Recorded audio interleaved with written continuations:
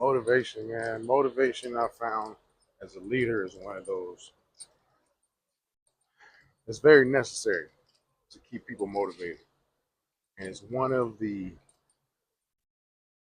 main things that separates a good leader from what I've seen from it's what separates effective leaders from mediocre to bad leaders. Okay. Smart leaders motivate people in a certain way. Okay. Motivating people isn't about just handing out perks or keeping everyone comfortable. In fact, comfort is usually the enemy of progress. Okay, safety and comfort aren't the same. Safety means people know they won't be punished for speaking up. Safety means there's respect. Um, Comfort means people avoid hard truths in order to stay at ease. I don't believe in managing a comfortable style. We're going to have difficult conversations when it's necessary, but you're going to be safe. You're going to be respected. One thing I always tell my associates is that I respect you as a person first. And I'll say in I'll say depending on who my audience is, you gotta know your audience. I say, man, fuck this job. You're a person first. So I respect you as a person first. When it comes to the operation, when difficult conversations need to be had, understand it comes from a place first and foremost of respect. Okay, so safety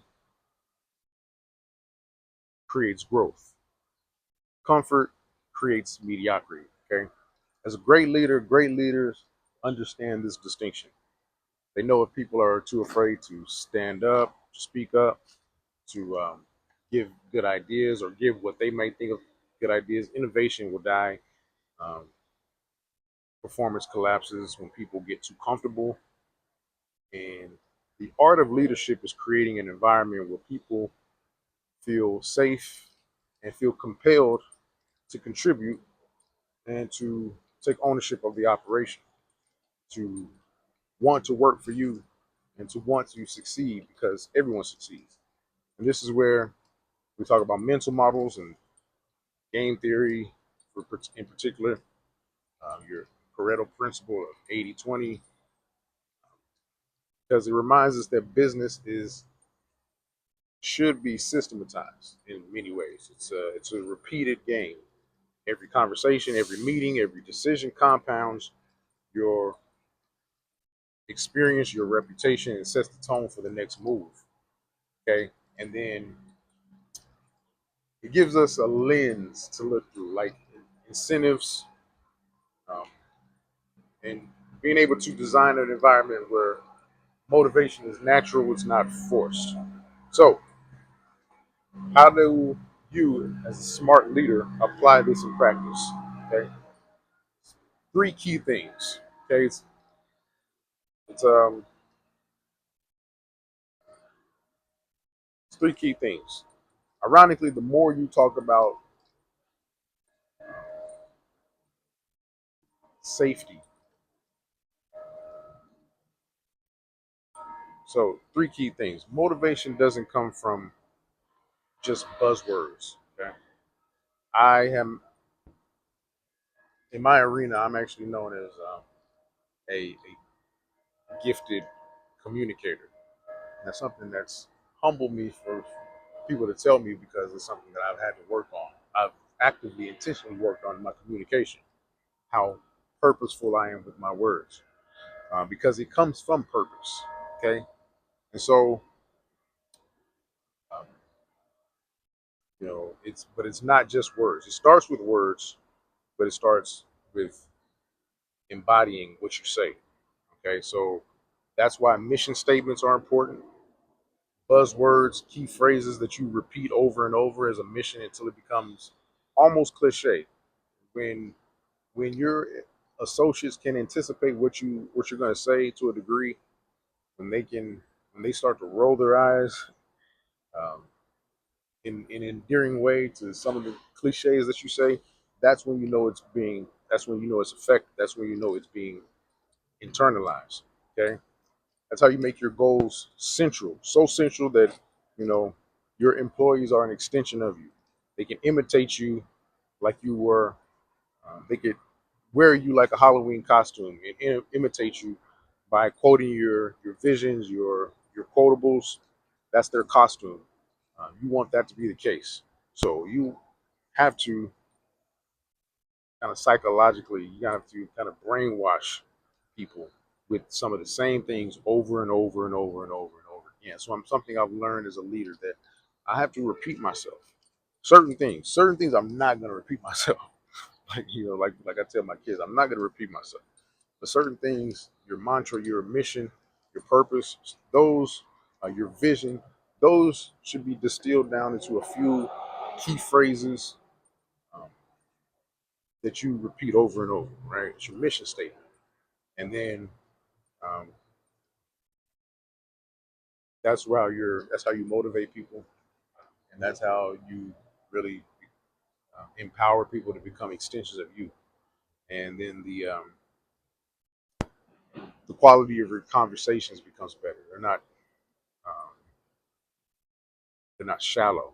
Okay, motivation dies in vain repetitions. Okay, I talked about repeating yourself with repetitions, but vain repetitions with no substance behind it, that kills motivation. Okay, so you want to have high quality mission statements. You have high quality conversations with your associates. Be intentional about it. Be candid. Um, show curiosity in them and engender that same curiosity for yourself, for the operation. Um, ask open-ended, sharp, open-ended questions to them, and allow that to be the culture, that to be the standard for them to ask open-ended questions and listen intently,